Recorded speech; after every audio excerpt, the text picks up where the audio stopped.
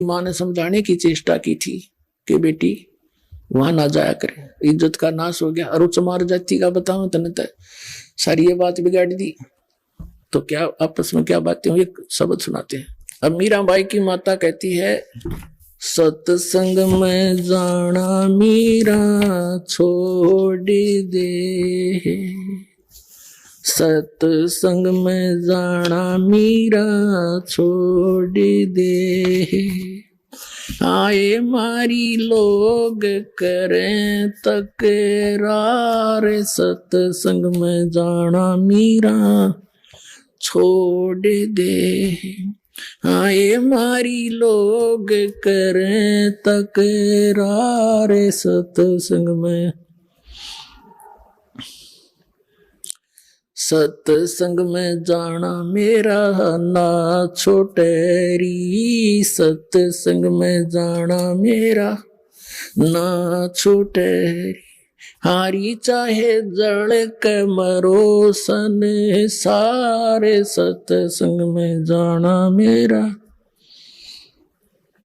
हारी चाहे जड़ के मरो सन सारे, सत्संग में जाना मेरा ना छोटेरी, थारे सत्संग के राय में हे, थारे सत्संग के राय में, हाय वहां पर रहते हैं काले नाग, कोई कोई नाग तन डस लेवे, हाय वहां पर रहते हैं काले नाग, कोई कोई नाग तन डस लेवे, जब गुरु मारे मेरे करेरी, जब गुरु मारे मेरे करेरी, हारी वे तो सरप गंडे वे बने जावे, सत्संग में जाना मेरा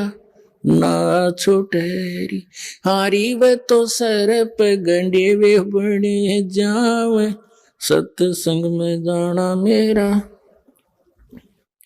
थारे सत्संग के राय में, थारे सत्संग के राय में, आए वहां पर रहते हैं बबरी शेर, कोई कोई शेर तन खा लेवे, आए वहां पर रहते हैं बबरी शेर, कोई कोई शेर तन खा लेवे, जब गुरु मारे मेरे करेरी, जब गुरु मारे मेरे करेरी, हारी वे तो शेरों के गिदड़ बने जावे, सत्संग में जाना मेरा ना छुटेरी, हारी वे तो शेरों के गिदड़ बने जावे, सत्संग में जाना मेरा ना छुटेरी, थारे सत्संग के बीच में है, थारे सत्संग के बीच में, आए वहां पर रहते हैं साधु संत, कोई कोई संत तने ले रमे, आए वहां पर रहते हैं साधु संत, कोई कोई संतन ले रमे, तेरे री मन में माता पाप हैरी, तेरे री मन में माता पाप हैरी, वो संत मेरे माँ बाप हैरी, वो संत मेरे माँ हैरी, हारी ये तो कर देंगे बेड़ा पार, सत्संग में जाना मेरा ना छुटेरी, हारी ये तो कर देंगे बेड़ा पार, जाना मेरा ना छुटेरी, सत्संग में जाना मेरा छोड़ दे,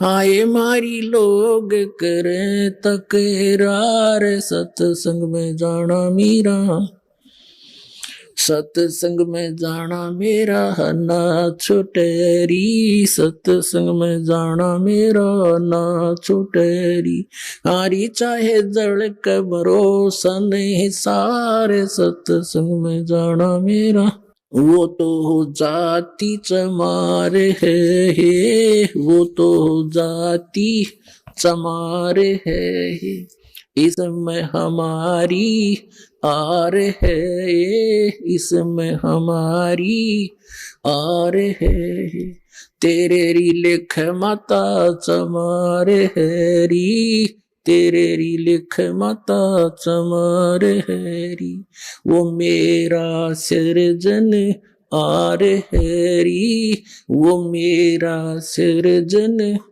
आर है री, आरी वो तो मीरा के गुरु रविदास, सत्संग में जाना मेरा ना छुटेरी, हरी वे तो मीरा के गुरु रविदास, सत्संग में जाना मेरा ना छुटेरी।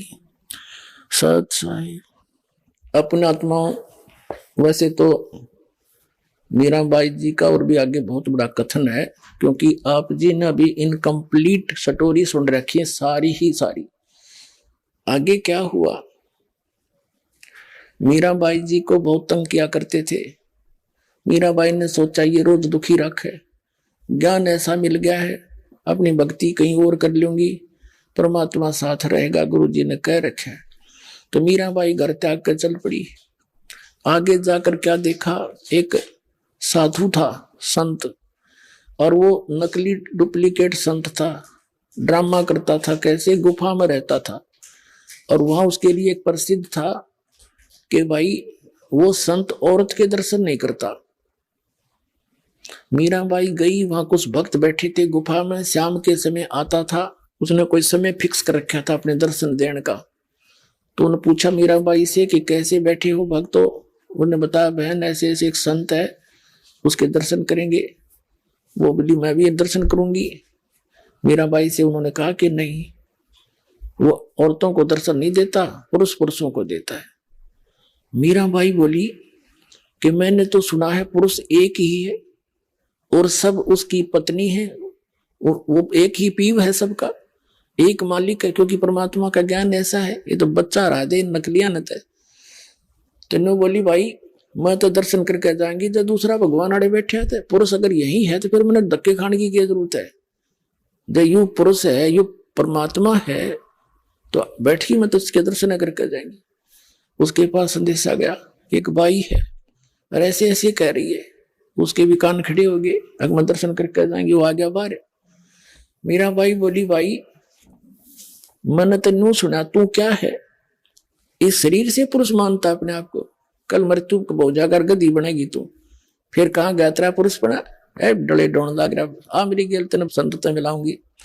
उसकी भी चौन तोड़ दी, अरे पुरुष तो कोई एक है और तू नफरत करता औरतों से, तो क्या आत्मज्ञानी है। फिर पुणात्माओं जैसे पहले सांग हुआ करते गांव में, पुरुष ही स्त्री का रोल करके राजा रानी बना करते थे और डांस डूंस करते थे।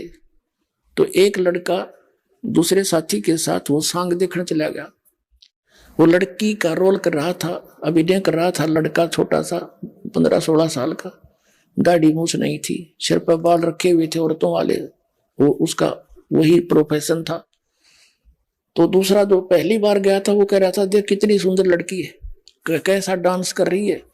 उसका साथी कहता है ये लड़की नहीं है, ये लड़का है। ना तेने तुझे नहीं मान। उनका स्वांग समाप्त हो लिया। अपने जहां वो डेरे में डटे हुए थे वहां गए, उसने उतार के अपने आर्टिफिशियल सारे पार्ट रख दिए एक तरफ, और कच्चे कच्चे में खड़े बाड़ बाड़ ऊपर थे। तब उसका समझ में आ गई सच में जो दवाई तो लड़का ही था, लड़की नहीं थी। अगले दिन जब उसने सांग सुना, उसमें लड़की नहीं दिखी, उसने लड़का दिखा था। परमात्मा कहते हैं आत्म ज्ञान भी नहीं नकलियों ने औरत और पुरुष मंत्र मानते हैं। ये तो ऊपर एक स्वांग है स्त्री और पुरुष का, ये कपड़े उतरेंगे जब एक ही तत्व है दोनों का। तो क्या कहा तू पुरुष है, तो उस डले डोए था उसकी भी चौन तोड़ी। फिर वृंदावन में जाकर रहने लगी। वहां पहुंचे परमात्मा कबीर जी अन्य रूप बना के, क्योंकि ये परम पिता हमारे हैं। अब वहां से निकाल ली और फिर परमात्मा ने क्योंकि प्रथम मंत्र दिया, ये जो आपको देते हैं वह खुश होगी कि मंत्र तो वही मिलते जुलते हैं जो हमें चाहिए थे, वो आसानी से ग्रहण किया उसने। फिर वहां पहुंच गए, अन्य रूप बना के चर्चा करने लगे, बात चलाते रहे। फिर मीराबाई से कहा कि इस मंत्र तो बात ना बने, वो तो सतनाम चाहिएगा 2 अक्षर का, और सार नाम, जब मोक्ष होगा बहन तेरा। फिर उसका समस्या आ गई, गुरु नहीं बदला करते। परमात्मा बोले देखो, जो उस संत ने नाम दे रखा है वो बिल्कुल ठीक है, लेकिन वो प्राइमरी क्लास तक का है। अरे अगली क्लास में चलेगी तो वो तो बहन आगे पढ़ाई पढ़नी पड़ेगी, इतने वह समझ गई। तब परमात्मा कबीर जी ने उनको दीक्षा दी, तब उस बाई का मोक्ष हुआ। अब ये तीन घाटा जोड़ रहे थे, कृष्ण जी के गुण गाया करती, वह मोक्ष होगी। कृष्ण का मोक्ष कोई ना, मीराबाई का कहां से होता। अब उस बहन ने, उस विधवा बहन को भगतनी ने बताया कि बहन दुनिया की नहीं मान्या करते, यदि मीराबाई लोक लाज करती आज गदी बनी आंडा कुतिया बनती, और सब कुछ तोड़ कर बंधन भगवान की भक्ति करके दुनिया गुण गाओ बहन का। और देख ले, तू सोच ले, यह बात उस विधवा बहन के समझ में आएगी। ताकि भैया समाज तो वो भी ना जीने देता, यार तेरे भी बकवाद कर रहे चाचे ताऊ इसके थोड़े गए। कभी नो कह तू वहां खड़ी देखी थी, तू वहां ऐसे क्यों गई थी, ये तो फिर भी पीछे पड़े रहे, चल देखी जाएगी। परमात्मा साथ देता जब ऐसे दृढ़ निश्चय से चलते हैं। अब उसने जाकर सत्संग सुना, दीक्षा ले ली, और उसका तो जीवन बदल गया। सारे दिन रोया करती, अपना ठीक अपनी कर नहीं पाओगा, बेटा है बेटा अपने स्थान पे, ना मानता मैं क्या करूं। लेकिन एक अर्ज रखा करती गुरु जी के पास कि महाराज जी लड़का बिगड़ गया और शराब पीवे है, मानता नहीं कहे की। परमात्मा बोले बेटी तू हिम्मत करके लगी रहना, हिम्मत ना रही है, आन देश में परमात्मा के पास सारे तरीके होते हैं, पर तू दृढ़ रहना। तो उसके कहने से अपनी इसमें दीक्षा में बाधा ना आने देना, सब ठीक हो जाए। दूसरी बार जो परमात्मा आए वहां पर कुछ दिन रुकने के लिए, उस बहन ने सभी से प्रार्थना की कि 1 दिन का भोजन मुझे दे दो सेवा का, लेकिन सब ने फिक्स कर रखे थे अपने दिन, सब मना कर गए। अगना वे मुश्किल से दाव लगे, साल भर में हम नहीं दे सकते। तब जिस बहन ने उसको प्रेरणा दी थी, उसने शाम का समय दे दिया उसको कि मेरे वाले दिन में सुबह मैं करा दूंगी भोजन, शाम ने तू करा दी। अच्छा, अब उस बहन ने शाम ने भोजन बनाया खूब जी ला के। और लीला कहते हैं परमात्मा पता नहीं के कर दे, कैसी लीला करता है। उस बहन का बुखार हो गया, जोर का जोर हो गया, और इतना हो गया कि 10 कदम नहीं जा सकती। उसने भोजन बना के तैयार कर दिया, उस समय अचानक बुखार बन गया और हरत घनी होगी। और वो लड़का एक निकम्मे गिरोह में फंस रहा था, चोर उचुके डाकुओं में।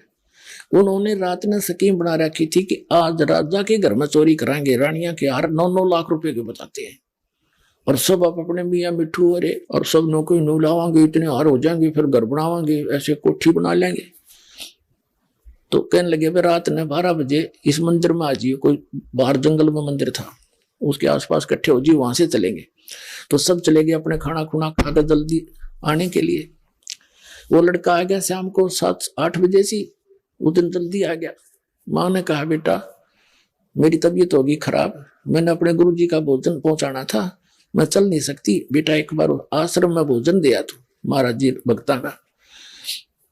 अब उसने सोची तू आश्रम में जाएगा और आने जाने में समय ना लग जाता, और तू पीछे रह जा, वहां रात ने चोरी करने जाना है। मना कर दिया, कहने लगा माँ मैं नहीं भोजन दे के आऊंगा, और तू भी मत जाया कर वहां पर, पता नहीं दुनिया क्या क्या कहती है तेरे बारे में। उस माँ ने कहा बेटा मेरी इज्जत रख दे, तू आज हाथ जोड़ के तुमने समय मांगया है, और आगे मुझे कोई टाइम नहीं देगा। एक दिन का भी गुरु जी भूखे रह गए थे, और सब जा चुकी है वहां सत्संग में, मैं अकेली रहेगी पाछे थे। बेटा मैं चल नहीं सकती, बहुत कुछ कहा पर वो मान्या नहीं। फिर वह रोने लगी बैठ के, हे भगवान आज किसी कर्म फूटे मेरे। तो उसने सोचा लड़के ने कि अब माँ रोएगी सारी रात, 2 मिनट तो लगेंगे, 10-20 मिनट आध घंटा, तो फटाफट पकड़ा है बहुत टाइम से। वो लेकर अगला दे कहाँ है, वो उसने बांध कर रख रखा था लेकर।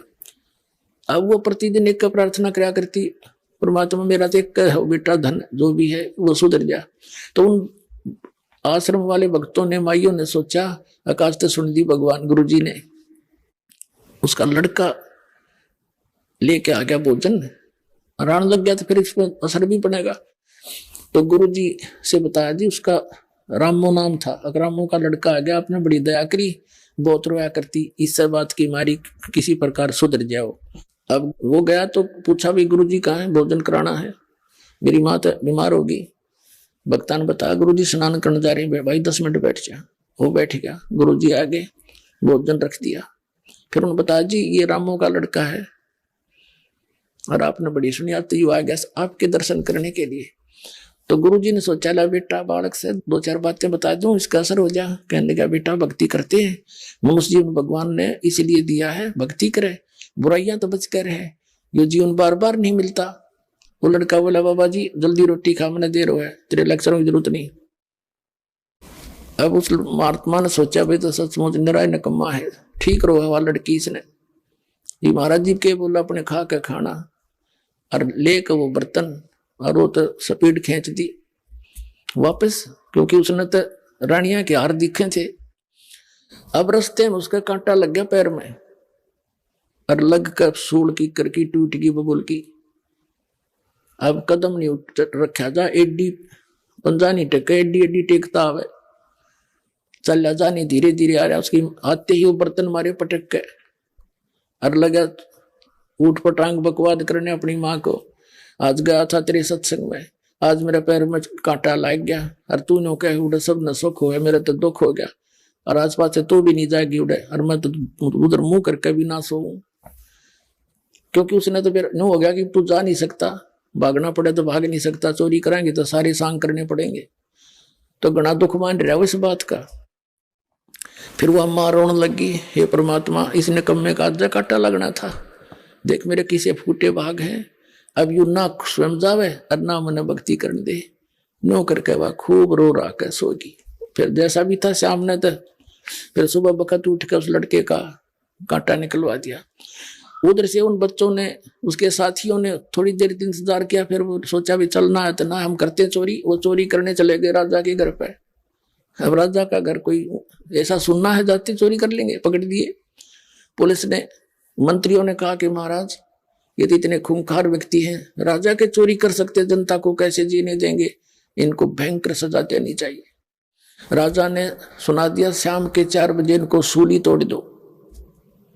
सूली तोड़ा करते एक चक्का सा होता था, चक्की के सपाट, उसके बीच में एक सरिया सा होता था नुकीला भाले जैसा, और वो ऐसे वो चक्का उसके ऊपर बैठा दिया करते थे और वो चक्का नीचे नचाला करता सुराख में से और वो भाला ऊपर नाता था, उसके नीचे से लेकर उसके सिर में निकल जाता था और रो रो कर तड़प तड़प कर मरता था। उसको इतनी भयंकर सजा दी जाती थी।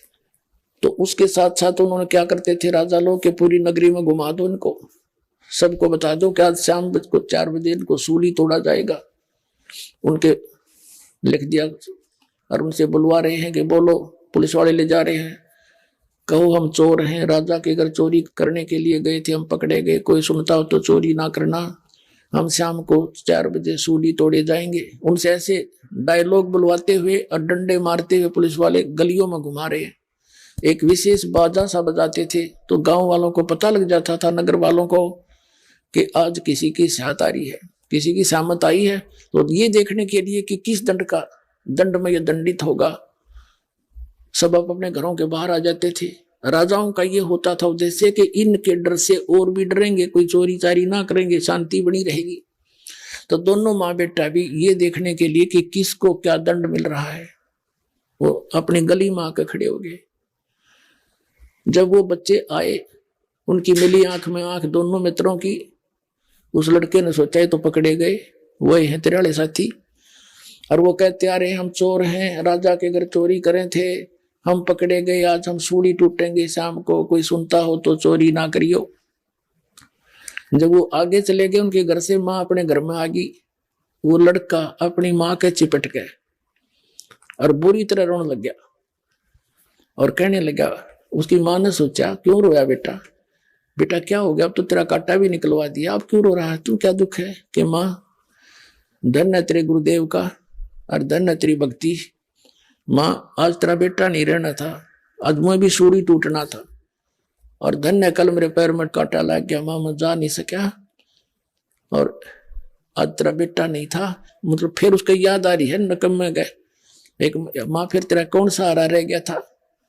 तब उसकी माँ रोने लगी कि रे निकम्मे, मैं तो न सोचू था तू दारू दप्पा पीता है, तू चोर भी हो गया था, अखामा मैं इतना नीच हो गया था, और कान पकड़ दिया, क्यों कलजा पाट गया, सामने सूड़ी तो टूटेंगे, कान पकड़ दिया, आपके साथ चलूंगा, नाम लूंगा, और जिंदगी में कदे चोरी नहीं करूंगा, कोई गलती नहीं करूंगा, शराब भी नहीं पीऊंगा। अब कबीर साहब कहते हैं संत शरण में आने से आई टले बला, जब मस्तक में सूड़ी होगा काटे में टल जाए। तो पुण्यात्माओं, आप परमात्मा की शरण में आए हो, विश्वास के साथ लगे रहना। ये कोई डूम बांट के गीत नहीं, ये उस परम पिता का बोला हुआ शब्द जो दास आपको बता रहे हो, और सारे सत्य होंगे।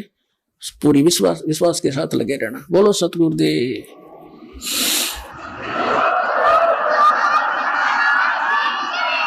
पुण्यात्मा, आपका बहुत बड़ा सौभाग्य है, आप जी को परमात्मा का वो यथार्थ मार्ग मिल गया, जिसको खोज खोज के ये ऋषि अपना शरीर नष्ट करके चले गए, हजारों वर्षों तक कठिन साधनाएं की, क्योंकि उनके पास ये यथार्थ मार्ग नहीं था। गीता जी अध्याय नंबर 16 के श्लोक नंबर 23 और 24 में कहा है कि शास्त्र विधि को त्याग कर जो मनमाना आचरण करते हैं उनको न तो सुख होता है, न उनको सिद्धि प्राप्त होती है, और न ही उनकी गति होती है। और कबीर परमात्मा भी जब यहाँ आए थे दाता, हमें ये ज्ञान कराने के लिए इस कलयुग में सन 1398 में अपने सतलोक से चलकर आए थे। एक शिशु रूप धार के लहर तारा नामक जलाशय में कमल के फूल के ऊपर एक नवजात शिशु का रूप धारण करके विराजमान हुए थे। वहां से नीरू निमा नाम के एक दुल्हा दंपति साथ ले गए, उनका संतान नहीं थी, और परमात्मा की वहां परवरिश होने से और फिर बड़े होकर के, परवरिश तो एक लीला थी, तो सबके पालनहार है, क्योंकि परमात्मा 25 दिन के हो गए थे, उन्होंने कुछ अन्न पानी खाया नहीं। नीमा चिंतित होगी, और अपनात्मा थोड़ी सी कथा सुनाता हूं परमात्मा की। जैसा कि ये नकली कबीरपंथी और जितने भी ये ऋषि में ऋषि आचार्य शंकराचार्य संत और जो वेदों और गीता को और पुराणों को और कबीर साहब की वाणी को सच मानते हैं, और ये भी परमात्मा को निराकार बताते हैं कि परमात्मा निराकार है, कहीं एक स्थान पर नहीं है। और ये कबीरपंथी इतना कहते हैं कि सतलोक है, राधा स्वामी धन धन सतगुरु सच्चा सौदा सरसा जय गुरुदेव, ये भी सब परमात्मा का ऊपर चेतन प्रकाश बताते हैं, प्रकाश का समुद्र।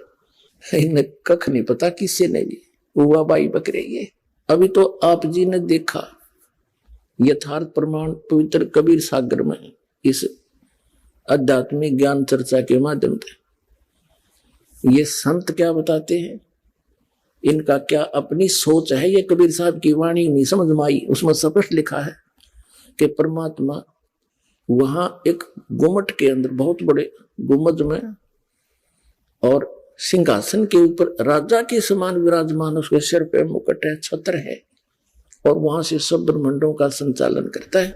वहां सफेद पृथ्वी है, सफेद वृक्ष है, जैसे यहाँ हरे हैं वहां सफेद है, और दूधों की नदी झरने बहे, हीरे पर जैसे यहाँ पत्थर के पहाड़ है वहां हीरों के पहाड़ हैं, ऐसे मोतियों के पहाड़ हैं, और झरने बह रहे हैं, सुंदर सदाबहार वृक्ष है। उसमें 3 पोर्शन है, जैसा भी आपने सुना। फर्स्ट पोर्शन में बाह्य भाग में ये पहाड़ हैं, बहुत बड़े सुंदर सदाबहार फलदार वृक्ष है, और सभी मेवा उपलब्ध है सदाबहार, कभी किसी चीज का अभाव नहीं है। वहां का जल कैसा है, जैसे आपने यहाँ गंगा जल देखा है, ये कभी खराब नहीं होता। ये सतलोक से एक सैंपल भेज रखा भगवान ने कि वहां ऐसे पदार्थ है। और फिर उसके बाद बहुत बड़ी सृष्टि है जिसमें नर और नारी ऐसे ही परिवार हैं, अलग अलग सबके मकान हैं, कोई राग द्वेष नहीं है, क्यों अभाव नहीं किसी चीज का।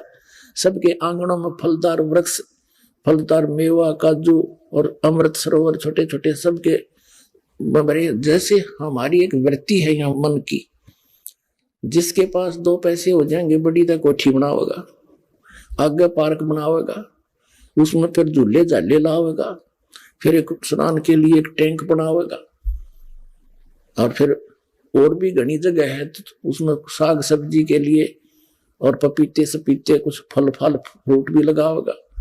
तो ये तो एक डुप्लीकेट सा काम है। वहां एज इट इज हम देख कर आए थे, जिसको आज हम यहाँ चित्रार्थ करने की कुचेष्टा कर रहे हैं, वो है ही नहीं वो वस्तु। तो वहां आपके सभी प्राणियों के, चिट्टी से लेकर हाथी तक जितने भी मानव हैं, आप सभी के वहां पर अलग अलग मकान खाली पड़े हैं जहां आप रहा करते थे। अब ये बात आपका समझ में ना आवे क्योंकि आपने ये ज्ञान कदे सुना ही नहीं, लेकिन ये कोई डूम बाट के गीत नहीं और कोई बकान वाली बात नहीं, क्योंकि वह कहता हम बतेरे रखे पहले अटपट करके। ये तो विद प्रूफ दास बता रहा है, और परमात्मा ने आकर ये ज्ञान स्वयं यहाँ बताया है, वही आपके सामने दास उसको समझ कर समझा रहा है। तो वहां आपको वो सुख था जिसको आप यहाँ खोज रहे हो। कोई बुढ़ा होना नहीं चाहता, कोई भी वृद्ध अवस्था को पसंद नहीं करता और सारे वृद्ध होंगे, और कोई मृत्यु नहीं चाहता और सब मृत्यु को प्राप्त होंगे। तो क्यों नहीं चाहते हम? बिल्कुल नहीं चाहते, ठीक बात है। देख बालक कैसा शरीर, युवा होने के बाद कितना अच्छा शरीर, और बुढ़ा में पाता है शकल तो भी डर लग गया, दर्पण देख लेता है, और फिर मरना, सारा साजबाज सारी उम्र जोड़िया और सारे बालक बच्चे हो गए, इनमें जी लाग रहा, और फिर नौका मारो इसमें 1 मिनट में मृत्यु। बताइए ये कोई अच्छी बात है? तो यहाँ का तो एक परंपरा है और वहां ये है नहीं। तो इसलिए ना तो वृद्ध अवस्था चाहते ना मृत्यु चाहते, और दोनों कंपल्सरी। तो ये तो सतलोक में होगा, आपको वहां चलो, अब समय आ गया वहां चलने का, कति बिल्कुल आसानी से जा सकते हो, लेकिन ये मंत्र जाप करना पड़ेगा, जीवन दास आपको बताएगा, और मर्यादा में रहना पड़ेगा। आपको यहाँ तो सुख देंगे ही देंगे, और फिर वहां देखना सतलोक में। परमात्मा कहते हैं, अब पहले थोड़ा सा आपको दिखाते हैं, जैसा अब प्रसंग चल रहा था कि परमात्मा सतलोक में कैसा है और कौन है वो, उसका नाम क्या है। अभी तो आपने कबीर सागर में देखा, धर्मदास जी को परमात्मा स्वयं लेकर गए, कबीर परमेश्वर जी, और वहां जाकर उसने क्या आंखों देखी, फिर वर्णन किया ज्ञान प्रकाश कबीर सागर में, बौद्ध सागर के खंड में,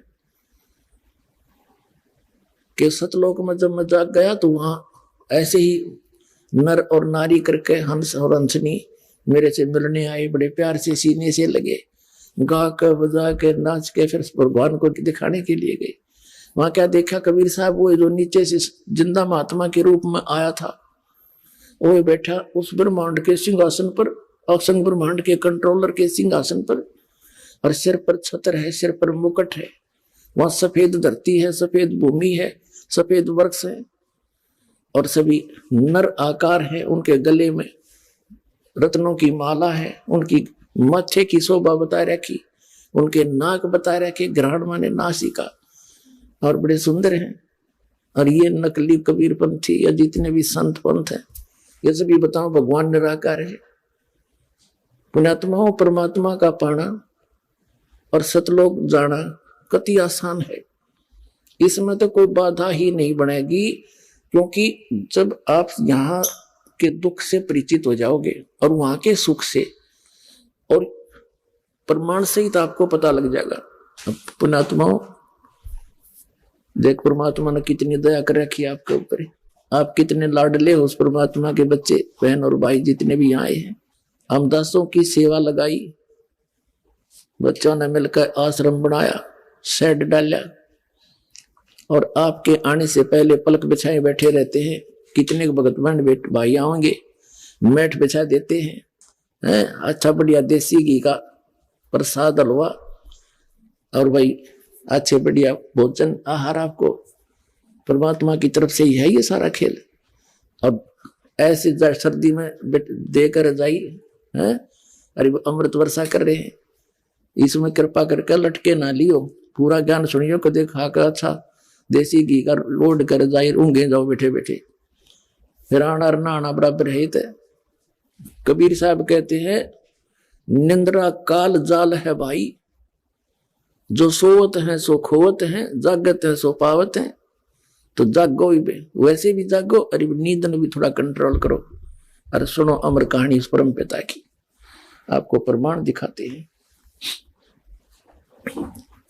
पुणात्माओं, ऐसा सीजन, ऐसा एटमॉस्फेयर, मीठी मीठी सर्दी और सारी व्यवस्था है, और परमात्मा की भक्ति, वो अमर कथा, वो अमृत वर्षा उस सत्संग की जिसकी आत्मा को युगों युगों से भूख है, यहां तृप्त हो रही है वो। तो इस आत्मा ने सुआओ मत, जागृत रखो और सुनो उस परमात्मा की अमर कहानी। तो पुण्यात्माओं, परमात्मा का पाना सबता आसान है, क्योंकि इसमें कुछ करना है को नहीं, नाम जाप करना बस। नाम चलते फिरते उठते बैठते मर्यादा में रहना है, और जैसा परमात्मा आपको वित्त दे उसमें से दान भी करना है, क्योंकि धर्म तो दसके नहीं दसके तीनों लोग, और खैरायत में खैर है कीजिए आत्म पोख। तो जो परमात्मा आपको लाभ देगा उससे दान भी करना है, क्योंकि दान से ही लाभ जो धन मिलता है। कबीर साहब कहते हैं चढ़ी चौंच भर ले गई और नदी ना घट्यो नीर, दान दिए धन घटे नहीं, कह रहे साहिब कबीर। तो इस प्रकार इस तरह से परमात्मा का पाना कति आसान है। अब थोड़ी सी इस मौसम ठीक है, थोड़ा सा समय अधिक लेंगे, क्योंकि ये अमृत वर्षा, ये ज्ञान और ये भगवान कदे कानों नहीं सुना था। और आज परमात्मा अपने बच्चों को बैठा बैठा के प्यारते हैं, और फिर ये अमृत के प्याले पिला रहा है सच्चे ज्ञान के, और उस सच्चे भगवान की कथा, सत्यनारायण कथा। इसके कबीर साहब का नाम लेने पाप कटे, नाम लेने आत्मा चार्ज होती है। और यहाँ तो सारा दिन उस परमात्मा का की ही चर्चा चलती है। आपस में आप भी बैठते हो, यहाँ आप जी को इसलिए बुलाया जाता है कि जैसे पुराने भक्त भी होते हैं जिन्हें 10-10, 15-15 वर्ष हो गए नाम लिए ने, कुछ 2-4 वर्ष के भी हैं, और बिल्कुल नए भी आए हैं पुण्यात्मा भगवान के बच्चे।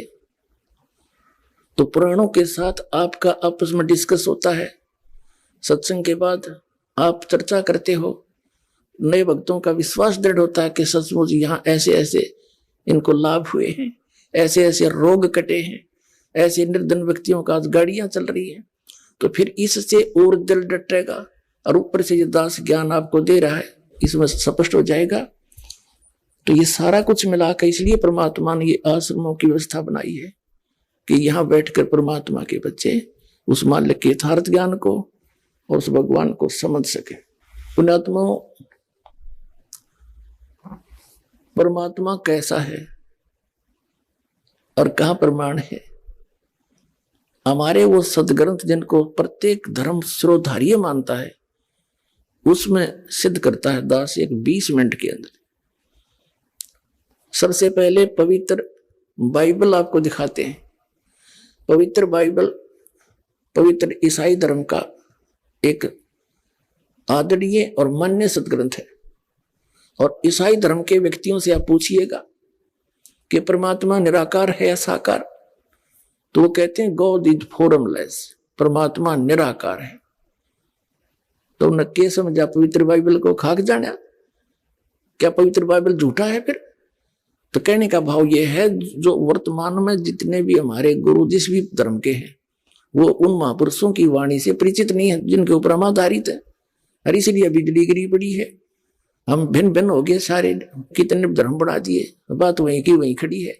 किसी का विकार छूट रहा ना, सब कोई बीड़ी पी रहा है, कोई मांस खा रहा है, कोई शराब पी रहा है, कोई चोरी मिलावट कर रहा है, कोई रिश्वत ले रहा है। ये काम करने के हैं, इस आत्मा ने मलिन करना था, अगर दोनों पापों से सान रहे हो, इसे तो निर्मल करना था। और भगवान फिर आपको लाभ देगा, उस पर वो सुख होगा सही जो भगवान की तरफ से मिलेगा। और फिर अब दिखाते हैं आपको परमात्मा कैसा है। पवित्र बाइबल, ये देखिएगा, ये है पवित्र बाइबल।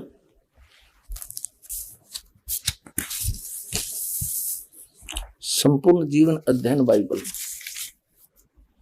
और ये कहां से छपा है? ये है जनरल एडिटर है Donald C Stamps MA MDV, ये एसोसिएट एडिटर, ये यहां से छपा है, printed in India. Life publishers international, Springfield, Missouri USA, printed in India. ये बना वहां से छपा है यहाँ पर, ये सारा इनका पूरा दे रखे यहाँ पर। इससे आपको पढ़ के सुना होगा दास कि परमात्मा कैसा है, पुराना नियम और उत्पत्ति, यहां से देखेंगे आप। ये देखिएगा, यह उत्पत्ति यानी जेनेसिस, उत्पत्ति 1 अध्याय है कोई 1, आरंभ यहां से होता है। आदि में परमेश्वर ने आकाश और पृथ्वी की सृष्टि की। पृथ्वी बेडौल और सुनसान पड़ी थी और गहरे जल के ऊपर अंधियारा था तथा परमेश्वर का आत्मा जल के ऊपर मंडराता था। ये फिर परमात्मा ने उजियाला किया, परमेश्वर ने कहा उजियाला हो जा, उजियाला हो गया। परमेश्वर ने उजाले को देखा, अच्छा लग गया। तो इस प्रकार ये पहला दिन हो गया, ठीक है, हम अपने मतलब का पढ़ाएंगे। फिर दूसरा दिन हो गया, दूसरे दिन में 2 संरचना करी, सांझ हुई, फिर भोर हुई, ये तीसरा दिन हो गया। इसमें कुछ और फलदायी वृक्ष जिनके बीज एक एक करके अनुसार उन्हें बनाए, ठीक है। अच्छा, फिर यहां देखेंगे ये फिर और कुछ ज्योतियां आकाश मंत्र पृथ्वी पर प्रकाश देने वाली भी ठहरे, और वैसा ही हो गया। ऐसे ऐसे किया, ज्योतियां बनाई, तो सांझ हुई, फिर भोर हुआ। इस प्रकार चौथा दिन हो गया। अब हम यहाँ आ जाएंगे 5वां दिन। ये प्रश्न नंबर ये 4 पर पढ़ा हमने उत्पत्ति ग्रंथ के, और अब हम 5 पर आ जाते हैं। यहाँ फिर और कुछ बनाया, सृष्टि उन सब जीवित प्राणियों की भी सृष्टि की जो चलते फिरते हैं, इन पर जल बहुत ही बरगा है। एक एक जाति के उड़ने वाले पक्षियों की भी सृष्टि की। परमेश्वर ने देखा, अच्छा लगा। तथा सांझ हुई, फिर भोर हुआ। इस प्रकार ये 5वां दिन हो गया, ठीक है। अब यहाँ देखे 6ठे दिन, ये 26 नंबर इनकी श्लोक है। फिर परमेश्वर ने कहा, हम मनुष्य को अपने स्वरूप के अनुसार अपनी समानता में बनाए। हाय हाय, हाँ, फिर परमेश्वर ने कहा कि हम मनुष्य को अपने स्वरूप के अनुसार अपनी समानता में बनाए, और वे समुद्र की मछलियों और आकाश के पक्षियों और घरेलू पशुओं और सारी पृथ्वी पर और सब रेंगने वाले जंतुओं पर जो पृथ्वी पर रेंगते हैं अधिकार रखें। ठीक, उनसे समझदार हो, ऐसा बनाऊंगा मनुष्य ने, अपने जैसा बनाऊंगा। तब परमेश्वर ने मनुष्य को अपने स्वरूप के अनुसार उत्पन्न किया, यानी अपने जैसी शकल का, अपने जैसा शरीर, अपने जैसी सूरत बनाई। तब परमेश्वर ने मनुष्य को अपने स्वरूप के अनुसार उत्पन्न किया। अपने स्वरूप के अनुसार परमेश्वर ने उसको उत्पन्न किया, नर और नारी करके उसने मनुष्यों की सृष्टि की। पूछिए ईसाइयों ने क्या समझा इन्हें अपने पवित्र बाइबल को? निराकार है इसमें परमात्मा, फॉर्मूले से स्पष्ट कह रखे, बालक भी समझ जाए इसने। ये भगवान बता कहां से हुआ पड़ा ये मानो, अपने सदग्रंथों को ना समझ कर दंत कथा बैठ के बैठे सारे। ये देखिए, फिर और कमाल कर रखा परमात्मा ने कि परमेश्वर ने उनको आशीष दी और उनसे कहा, फूलो और फलो, पृथ्वी पर भर जाओ और उसको अपने वश में कर लो, और समुद्र की मछलियों तथा आकाश के पक्षियों और पृथ्वी पर रेंगने वाले सब जंतुओं पर अधिकार रखो। मनुष्य को कहा, ये खाने के लिए नहीं कहा, आगे देखो। फिर परमेश्वर ने मनुष्यों से कहा, उनसे कहा, मनुष्यों की चल रही है कहानी सुनो, जितने बीज वाले छोटे छोटे पेड़ सारी पृथ्वी के ऊपर हैं, और जितने वृक्षों में बीज वाले फल होते हैं, वे सब मैंने तुमको दिए हैं, वे तुम्हारे भोजन के लिए। अपने आत्माओं, ये ईसाई खाओ मांस सारा दिन, इसमें है कि तो मांस खाने का परमात्मा का आदेश। परमात्मा ने फाइनल कर दिया, परमेश्वर ने, जिसने सारी सृष्टि रची। देखो, परमेश्वर ने उनसे कहा, सुनो, जितने बीज वाले छोटे छोटे पेड़ और सारी पृथ्वी के ऊपर जितने वृक्षों में बीज वाले फल होते हैं, वे सब मैंने तुमको दिए हैं, वे तुम्हारे भोजन के लिए। हो गया स्पष्ट? छोटे छोटे बीज वाले गेहूं, चने, बाजरा, ज्वार, ये सारे, काजू, किस्मत, सेब, संतरे, ये फल और मेवा कहते ओनली ये है तेरा खाना है, इसमें कितना मांस खाने का। अपने आत्माओं अब ये इनके भोजन का हो गया। आगे परमात्मा ने अन्य प्राणियों को भी मांस का आदेश नहीं दिया, इन शेर वगैरह को भी। ये भी पहले इनके ऐसे पंजे दे रखे हैं जैसे समुद्र में भी इतना गजब का घास उगता है। पहले मछली और जितने भी जीव जंतु थे उस घास को खाते थे, वो इतना टेस्टी होता था। और शेर भी इतने पंजे उनको ये दांत दिए हैं। पेड़ों के अंदर इतना गजब का कई ऐसे पेड़ होते हैं जिनमें से दूध सा निकलता है, और ये शेर उसने पाड़ के और उसमें दूध पिया करते सारे। फिर धीरे धीरे इनकी वृत्ति बदल गई, वो पेड़ खत्म हो गए, फिर ये पशु पक्षियां खाने लगे। ऐसे ही मनुष्य मांस नहीं खाते थे, अरे धीरे धीरे आग लगी मांस बिना की तो शायद ही कोई अक्षेत्र अछूता रहा हो। तो इस प्रकार ये सारी बात क्यों बिगड़ी है बगैर ज्ञान के। और फिर से हम समझेंगे, बुराई छूट जाएगी। देखिएगा यहाँ क्या कहा है, 5 पृष्ठ पर 30 नंबर पढ़ रहे, 29 तक हमने पढ़ लिया।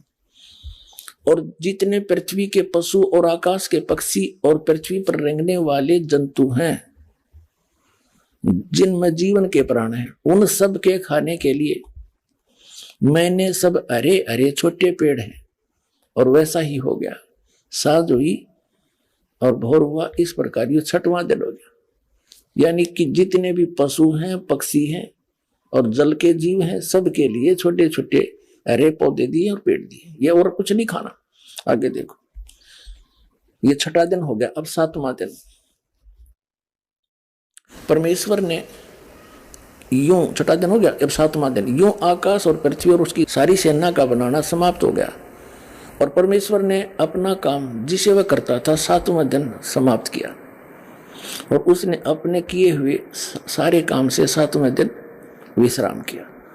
और परमेश्वर ने 7वें दिन को आशीष दी और पवित्र ठहराया, क्योंकि उसमें उसने सृष्टि की रचना के अपने सारे काम से विश्राम लिया। अब यहाँ क्या है कि 7 दिन में इस पवित्र बाइबल के अनुसार उस परम अक्षर ब्रह्म ने सारी सृष्टि रच के और इस काल को दे दी। फिर इस काल ने बागडोर संभाल ली। इसके बाद ये परमात्मा तो रच के इन्हीं के अनुसार ये चला गया, बैठ गया तख्त पर जा विराजा। अब आपको पवित्र कुरान शरीफ दिखाते हैं। अब इन कुरान शरीफ के पढ़ने वाले पवित्र मुसलमान धर्म के इन अनुयायी मुसलमानों से पूछ रहे हो भगवान कैसा है? अल्लाह तो बेचून है। बेचून माने निराकार है, उसका कोई आकार नहीं। और पवित्र हमारी इनकी पवित्र कुरान शरीफ क्या कह रहा है इसमें देखिएगा। ये देखिएगा पवित्र कुरान शरीफ, इसके विषय में कहा है कि ये तो इनकी वह अरबी भाषा जाकिल किताबुल्ला रैब जैसला फीही जय, यह वह इलामी किताब है जिसमें कोई संदेह की गुंजाइश नहीं। मुसलमान भाइयों के लिए ये फाइनल है कि इस कुरान शरीफ में जो लिखा है इसमें हमने कोई संदेह नहीं। देखो ये क्या है फिर कुरान शरीफ, मुतरजम बरहिस्से सानुवाद सटीपन शास्त्रीय अरबी पद्धति और नागरी लिपि में रूपांतरकार हैं नंद कुमार अवस्थी। शेरवानी संस्करण ये कहाँ से छपी है? ये वही है सारा। शास्त्रीय अरबी पद्धति पर नागरी लिपि में शेरवानी संस्करण प्रकाशक है लखनऊ किताबघर, मौसम बाग, सीतापुर रोड, लखनऊ। अब हम इसके 604 पृष्ठ पर आते हैं। सूरत फुरकानी में या सूरतुल फुरकानी कुरान शरीफ, और ये 604 पृष्ठ पे ये तो है उर्दू भाषा, अरबी भाषा लिखी उर्दू में है। ये इतना, ये सारा एक पृष्ठ के अंदर जो लेख है ये है। और इसी को फिर इस नागरी लिपि में एडिटेड अरबी भाषा नागरी लिपि में लिखी है, और फिर उन्होंने कमाल कर रखा है, इसका फिर अनुवाद भी हिंदी में कर रखा है। ये देखिएगा, ये लास्ट में इसमें 52 नंबर आयत है सूरत फुरकानी की। तो इसमें क्या लिखा है? फला तुतियल काफिरन व जाहिदम बिही जिहादन कबीरन। अब इसका अर्थ क्या करा इन्होंने, यहां देखिएगा। अब कुरान शरीफ का ज्ञान देने वाला अल्लाह। जैसे श्रीमद् भगवत गीता का ज्ञान देने वाला ब्रह्म, काल और ये कुरान शरीफ का ज्ञान देने वाला दोनों एक हैं। श्रीमद् भगवत गीता का ज्ञान देते समय चौथे अध्याय के 34वें श्लोक में गीता ज्ञान दाता कहता कि अर्जुन तू तत्वदर्शी संतों के पास जाकर उस तत्व ज्ञान को समझ और उनको विनम्र भाव से प्रार्थना करने से, कपट छोड़कर दंडोत प्रणाम करने से वो तत्वदर्शी संत तुझे तत्व ज्ञान का प्रकाश करेंगे, तुझे तत्व ज्ञान बतावेंगे। फिर क्या बताता है कि अर्जुन मेरी शरण में रहना है तो तेरी भी मृत्यु मेरी भी मृत्यु, जन्म मृत्यु समाप्त नहीं हो सकती। 18वें अध्याय के 62वें श्लोक में कहा कि तू सर्वभाव से उस परमेश्वर की शरण में जा, उसकी कृपा से तू परम शांति को, सनातन परम धाम को प्राप्त होगा। यानी गीता ज्ञान दाता से अन्य है कोई सुप्रीम गॉड, वो समर्थ परमात्मा। ऐसे ही कुरान शरीफ का जो ज्ञान दे रहा है वो ब्रह्म है, वही है। और वो सामने ना आकर आकाशवाणी करता, वो उसने प्रतिज्ञा कर रखी है कि मैं अपने वास्तविक रूप में कभी नहीं आऊंगा। तो वो क्या करता है, किसी के अंदर प्रवेश करके अपना ज्ञान दे देता है या आकाशवाणी करके दे देता है। ऐसे ही ये कुरान शरीफ का ज्ञान हजरत मोहम्मद जी को प्राप्त हुआ किसी फरिश्ते के द्वारा, उस काल ने भेजा, या उसके अंदर कोई फरिश्ता अंदर प्रवेश करके बोले, चादर ओढ़ कर लेट जाता था, अंदर से आ जाती थी, लिखने वाला लिखता रहता था। या आकाशवाणी के माध्यम से कुरान शरीफ लिखी गई। अब इसमें क्या बताया है कि कुरान शरीफ का जो ज्ञान दाता है उसको मुसलमान धर्म अपना अल्लाह मानते हैं कि वो हमारा भगवान है। अल्लाह ने कुरान शरीफ का ज्ञान दिया। वो कुरान शरीफ बोलने वाला अल्लाह क्या कह रहा है ये देखिएगा। वो क्या कह रहा है कि हजरत मोहम्मद जी को जैसे ब्रह्म ने अर्जुन को श्री कृष्ण में प्रवेश करके ज्ञान दिया, वही बोल रहा है। हजरत मोहम्मद जी को कह रहा कि ए पैगंबर, ये काफिर है ना, ये कबीर नामक वो जो सुप्रीम पावर है, वो सबसे सर्वशक्तिमान परमात्मा है, पाप नाशक है, जिसने सारे ब्रह्मांडों की रचना करी। उसको ये काफिर लोग उस कबीर को अल्लाह नहीं मानते, और तू इनकी बातों में मत आना। मैं जो तुझे कुरान शरीफ के माध्यम से जो ज्ञान दे रहा हूं, इन दलीलों पर तू विश्वास करना और उनके साथ संघर्ष करना। जिहाद का मतलब लठ बजाना नहीं, संघर्ष करना। वो अपना काम करो तो उनकी बातों में मत आना। देखिए अब हम पढ़ रहे हैं सूरत फुरकानी 25 कुरान शरीफ 604 पृष्ठ पे और इसकी 52 नंबर आयत को। ये तो अरबी भाषा है, यह लिखी है देवनागरी में, और ये वही जो कि तू यहाँ पर अरबी भाषा है, लिखी है उर्दू में। अच्छा, इस अरबी भाषा का अनुवाद फला तुतियल काफिरन व जाहिदुम बिही जिहादन कबीरन, यहां देखना यहां अनुवाद किया है। तो ये क्या उनमें ये बात सुनोगी। कुरान शरीफ के ज्ञान देने वाला अल्लाह कह रहा कि ए पैगंबर हजरत मोहम्मद को तुम काफिरों का कहा न मानना, और इस कुरान शरीफ की दलीलों से उनका सामना बड़े जोर से करो। अब यहां इन्होंने थोड़ा सा अनुवाद गलत कर दिया। इन्होंने कबीर का अर्थ बड़ा कर दिया। ये कबीरन है ना, जैसे संस्कृत में उत्तमम लिख दे, वो मैं हट जा है, उत्तम रह गया, तो कबीरन का यू न हट जा, कबीर रह गया, कबीर है। थोड़ा सा और कंसेप्ट क्लियर करते हैं। ये कुरान मजीद है, ये वही है जो का तुम लेख केवल नाम बदल दिया, इसमें अनुवादक दूसरा है इस करके। मऊ अरबी मतन मुर्तजम, और इसका है प्रकाशक है ऑफिस बुक डिपो 422 मटिया मिर्जामा मस्जिद दिल्ली 6। ये है कुरान मजीद हिंदी मुतरजम अरबी मतन, तर्जुमा यानी अनुवाद मौलाना फतेह मोहम्मद खान साहिब जालंधरी, तसही मौलाना अब्दुल मजीद सरवर साहिब, प्रकाशक है Farid book depot private limited नई दिल्ली। अब हम इसमें तो ये दिखाते हैं आपको, इनका ये प्रश्न नंबर 6 पे थोड़ी सी झलक दिखाते हैं आपको। ये कुरान शरीफ कैसे, ये मुकदमा नामक कोई अध्याय है, कुरान मजीद के उतरने और संग्रह व संकलन के हालात। कुरान मजीद एक पवित्र किताब है, मजीद कहो चाहे कुरान शरीफ कहो, जो अंतिम नबी हजरत मोहम्मद सल्लल्लाहु अलैहि वसल्लम पर उतारी गई।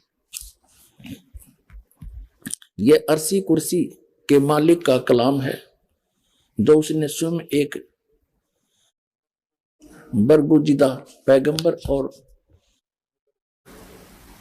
मुकर्रम यानी सबसे ज्यादा लोकप्रिय बंदे पर नाजिल किया। इस्लाम का आधार इसी आसमानी फरमान आदेश पर है। जिसने अनुपालन किया है वह इस्लाम के दायरे में दाखिल हुआ है। अब यहां देखना ये कैसे उतरी। ये सही यह है कि आप सल्लल्लाहु यानी हजरत मोहम्मद की नबूत के बाद रजमान के सब्बे के अंदर में पूरा कुरान मजीद लोहे महफूज अल्लाह के पास से उस आसमान पर जिसे हम देख रहे हैं अल्लाह के हुक्म से उतारा गया। इसके बाद हजरत जिब्रील अल्लाह यानी एक फरिश्ता जिसमें इस कदर हुक्म हुआ, उन्होंने पवित्र कलाम को बिल्कुल वैसा ही बिना किसी परिवर्तन या कमी बेसी के नबी सल्लल्लाहु तक पहुंचाया, हजरत मोहम्मद तक पहुंचाया। फिर जबरील नामक फरिश्ते ने उसमें कोई फेरबदल नहीं किया, ऊपर से उस गुप्त अल्लाह का संदेश लेकर जो का त्यों पहुंचाया। कभी 2 आयतें, कभी 3 आयतें यानी श्लोक से, और कभी 1 आयत से कभी कम, कभी 10 आयतें और कभी पूरी सूरतें। इसी को शरीयत में वह कहते हैं। उलमा विद्वानों ने वह के विभिन्न तरीके हदीसों से पेश किए। नंबर 1, हजरत मोहम्मद जी को यह कैसे प्राप्त हुई, किस किस प्रकार। एक प्रकार से तो जबरील यू लेकर आया और हजरत मोहम्मद को पढ़ाया, उनका याद हो गया। ये देखो फरिश्ता वह लेकर आया हुक्म, और एक आवाज घंटी सी मालूम हो, यह सतीथि उनके हदीसों से साबित है। और यह किस्म वह की सभी किस्मों में सख्त थी, बहुत कष्ट नबी सल्लल्लाहु को होता था। यहां तक कि आपने फरमाया कि जब कभी ऐसी वह आती है तो मैं समझता हूं कि अब जान निकल जाएगी। एक टाइप तो ये है कि वो फरिश्ता आके वो ज्ञान देता है, और दूसरा उसको उनके अंदर प्रवेश होकर के और वो चद्दर ओढ़ लेते हैं, फिर वो बोलते हैं। देखो दूसरी टाइप की, फरिश्ता दिल में कोई बात डाल दे। तीसरी, फरिश्ता आदमी के रूप में आकर बात करे। यह किस्म बहुत आसान थी और इसमें कष्ट न होता था। चौथा, अल्लाह ताला जागते में नबी सल्लल्लाहु यानी हजरत मोहम्मद के से कलाम फरमाए, आकाशवाणी करे। जैसा कि सबे मेराज की रात में। 5वां, अल्लाह ताला सपने के हालत में यानी जैसे सपना सा करके कलाम फरमाए। यह किस्म सही हदीसों से साबित है। अब फरिश्ता सपने की हालत में आकर, 6 नंबर है, आकर कलाम करे, मगर अंतिम 2 किस्म के कुरान मजीद खाली है। पूरा कुरान जागने की स्थिति में नाजिल हुआ। अगरचे कुछ उलमा ने सूरह कौसर को आखिर में किस्म से माना है, लेकिन ये अपने को बता रहे हैं उसके प्रूव करने के लिए इसको रद्द कर दिया है। तो इस प्रकार जिसको ये मुसलमान भाई अपना अल्लाह मानते हैं, उसने अपना संदेश और अध्यात्म ज्ञान ये मानते हैं कि उसने इस तरह से हजरत मोहम्मद तक भेजा, और यूं सारा का सारा ज्ञान कुरान शरीफ का, कुरान मजीद को जैसे शरीफ है गया, इनके अल्लाह का दिया है। उसमें बीच में फरिश्ते ने कुछ मिलावट नहीं करी, ये आपने पढ़ ली। अब देखिएगा, अब हम आगे इस कुरान मजीद के सूरत फुरकानी 25 पे, और इसमें पृष्ठ है 578, और ये न्यू का न्यूजिटीज फोटो कॉपी डिटो। नीचे ये हाँ ये आगे ये यहाँ रह गया, गलत हो गया। ये 576 पृष्ठ पे, वहां गलत लिख दिया, खुल गया पृष्ठ। सूरत फुरकानी 25, कुरान मजीद 576 पृष्ठ पे। ये जो का तो वही as it is ditto copy, और ये नीचे 52 नंबर आयत है, यहाँ एज इट इज, एक अक्षर का भी अंतर नहीं है। फला तुतियल काफिरिन व जाहिदुम बिही जिहादन कबीरा। अब इसमें कबीरा लिखा है, इसको कबीरा कहो, कबीरन कहो, खबीरा कहो, ये बोलन का अंतर है। अब इसमें से हमने सिर्फ इतना ही लेना था। अब हम फिर लेते हैं पवित्र कुरान शरीफ को, अब इसे सारी बात हल हो जाएगी। ये फिर हमने उठा ली पवित्र कुरान शरीफ, और ये कहां से छपी है ये आपको हमने पढ़ा दिया, दिखा दिया था। अब हम इसके आते हैं 604 पृष्ठ पे, सूरत फुरकानी 25 और ये 604 पृष्ठ पे हम नीचे पढ़ लिया हमने। इसकी 52 नंबर आयत में वो का वो है, इसका कुरान मजीद को होते शरीफ से बात वही है। फला तुतियल काफिरन व जाहिदुम बिही जिहादन कबीरन, कबीरन कहो, कबीर कहो, कबीरा कहो, ये सिद्ध कैसे, इसका अर्थ इन्होंने यहां कर ही रखा। तो ए पैगंबर, ये कुरान शरीफ जब आई, उस कुरान शरीफ के ज्ञानदाता ने जो भी कहना था उसका आदेश है ये कुरान शरीफ, और उसने किस माध्यम से जैसे भी हजरत मोहम्मद को पहुंचाया, ये सारा का सारा आदेश जिसको मुसलमान भाई अपना खुदा मानते हैं उसका संदेश है। और वो क्या कह रहा है, किसी अन्य भगवान के बारे में कह रहा है। वो कबीर नामक परमात्मा है जिसने सारी सृष्टि रची, और उस परमात्मा की खबर किसी बाखबर से पूछो। कुरान शरीफ का ज्ञानदाता भी किसी अन्य परमात्मा के बारे में कहता है, और खुद भी अल्पज्जता सिद्ध कर रहा है। जैसे श्रीमद् भगवत गीता का ज्ञानदाता भी अपनी अल्पज्जता सिद्ध करता है कि मैं कंप्लीट ज्ञान नहीं रखता उस परमात्मा के बारे में, किसी तत्वदर्शी संत से पूछो। यही प्रमाण जो का तो इसमें पवित्र कुरान शरीफ में देखिए। अब हम पढ़ रहे हैं, ये हमने पढ़ लिया, यहां से हम पढ़ते आए थे 604 पर, 605 पर हमने पढ़ा। तो ए पैगंबर, तुम काफिरों का कहा न मानना, ये अनुवाद हिंदी में है इसका, और इस कुरान की दलीलों से उनका सामना बड़े जोर से करना। कबीर का अर्थ ने बड़ा कर दिया। इसका अर्थ ये बनता है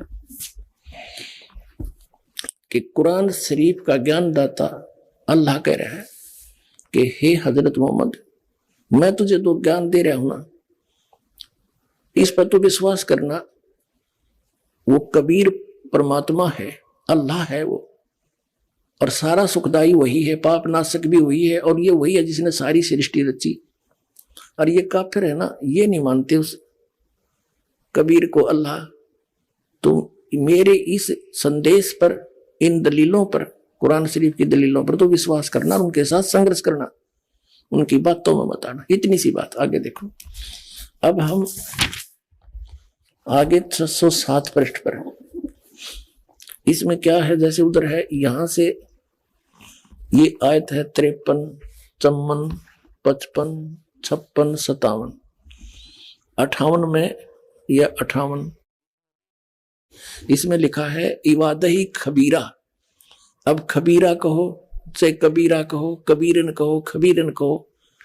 अब इवादही माने पूजा के योग्य, पूजनीय कबीरा, वो कबीर परमात्मा पूज्य है, उसकी पूजा करनी चाहिए। और यहाँ फिर खबीरन, खबीरन कहो, कबीरन कहो, खबीरा कहो, कबीरा कहो। अब इसका अर्थ भी इन्होंने, अजीज का अर्थ इन्होंने यहाँ हिंदी में कर रखा है। अब 53 नंबर आयत यहां से शुरू होती है, ये पृष्ठ नंबर 607 पे, सूरत फुरकानी 25 की, ये कुरान शरीफ है। अब ये हजरत मोहम्मद को कुरान शरीफ का ज्ञानदाता कह रहा है कि तो तुझे बता दिया, इन काफिरों की बातों में मत आना, मैं जो कह रहा हूं इसको फाइनल समझ लेना, कबीर इज गॉड, कबीर जो अल्लाह है। और वो वही है, ये देखो 53 नंबर आयत में, और वही है जिसने दो दरियाओं को मिला चलाया, एक का पानी मीठा प्यास बुझाने वाला और एक का खारी कड़वा, और दोनों में एक आड़ और मजबूत रोक बना दी। और वही है जिसने पानी की बूंद से आदमी को पैदा किया, फिर उसको साहिबे नसम यानी किसी का बेटा या बेटी, और ससुराल वाला यानी किसी का दामाद बहू बनाया।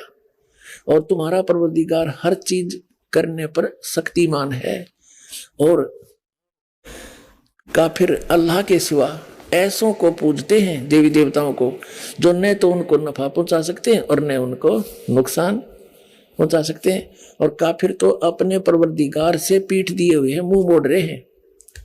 ए पैगंबर, हमने तुमको खुशखबरी सुनाने, सिर्फ अजाब से डराने के लिए भेजा है। अब 57 में इन लोगों से कहो कि मैं तुम्हें इस अल्लाह के हुक्म पर कुछ मजदूरी नहीं मांगता, हाँ जो चाहे अपने परवरदिगार तक पहुंचने की राह इख्तियार कर ले। तो और ए पैगंबर, अब 58 में, ए पैगंबर उस जिंदा पर भरोसा रखो, जिंदा इन चैतन्य कर दिया, जिंदा कर, जो कभी मरने वाला नहीं है, और तारीफ के साथ उसकी पाकी बयान करते रहो और अपने बंदों के गुनाहों से को वह काफी खबरदार है। यो काफी और 58 का यहाँ देखो, ये 58 नंबर है ना, खबीरा का इन्हें काफी कर दिया, यानी बड़ा घना। अरे लिखना था वो कबीर पूजा के योग्य है और अपने बंदों के सब गुनाहों को, पापों का नाश कर देता हूं, सब जानता है। 58वां, उस जिंदा पर।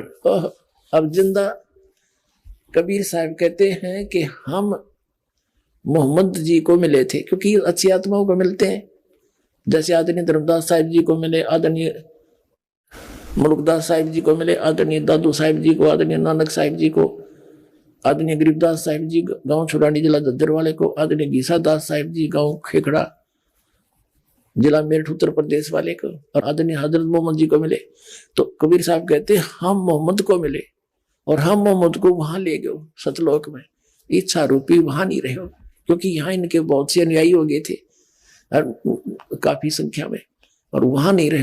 उल्ट मोहम्मद मैल पठाया, हमने वापस छोड़ दिया, और गुज बीरज एक कलमा लाया, और रोजा बंग नमाज दई रे, बिस्मल की नहीं बात कही रे। नबी मोहम्मद नमस्कार है, राम रसूल कहाया, 1,80,000 को सौगंध जिन नहीं करत चलाया। अरस कुरस पर अल्लाह तकत है, खालिक बिन नहीं खाली, और वो पैगंबर पाक पुरुष थे साहिब के अबदाई। कबीर साहब कहते हम इनको मिले थे जिंदा महात्मा के रूप में, और इनको हम ऊपर लेकर गए, पर इसने हमारी बात मानी नहीं, उल्ट मोहम्मद मैल पठाया, इस शरीर में छोड़ दिया। तो ये फिर कहते हैं गुज बीरज एक कलमा लाया, एक मंत्र है कलमा, जैसे गायत्री मंत्र को इस तरह का, और रोजा बंग और नमाज दई रे। हजरत मोहम्मद जी ने व्रत रखने की और आवाज लगाने की बंग और नमाज करने की बात कही थी, बिस्मल की नहीं बात कही रे। उन्होंने ये बकरे मारने की बात नहीं की, क्योंकि अरस कुर्स पर अल्लाह तकत है, अल्लाह का तकत है ऊपर, अरस के कुर्स पर आखिरी आसमान के आखिरी सतर पर सतलोक रहता परमात्मा। अरस कुर्स पर अल्लाह तकत है, खालिक बिन नहीं खाली। और ये पैगंबर तो पाक पुरुष थे, ये तो पवित्र आत्मा थी, साहिब के अब्दाली यानी परमात्मा के ये कृपा पात्र थे। ये ऐसा काम करे, मांस खाते ही ज्ञान होकर के, ये तुमने अपने जाड़ के स्वाद में बात बिगाड़ रखी है। कहते हैं नबी मोहम्मद नमस्कार है, वो तो एक आदरणीय महापुरुष थे, राम रसूल कहाया, भगवान का वो पैगंबर कहलाया, और 1,80,000 को सौगंध जिन नहीं कर चलाया। हजरत मोहम्मद जी के कुल 1,80,000 अनुयायी बने थे, उन्होंने कोई मांस नहीं खाता था, यहां तक कि ब्याज भी नहीं लेते थे आपस में किसी से, भरी मदद किया करते थे। तो जो आदमी इतना दयालु हो कि ब्याज की पीड़ा भी नहीं देनी, क्या वो मांस खाने की सलाह देगा? तो कहते हैं नबी मोहम्मद नमस्कार है, राम रसूल कहाया, 1,80,000 को सौगंध। कहते पर सौगंध है उन महापुरुषों की, उन्होंने जिन नहीं कर्ज चलाया।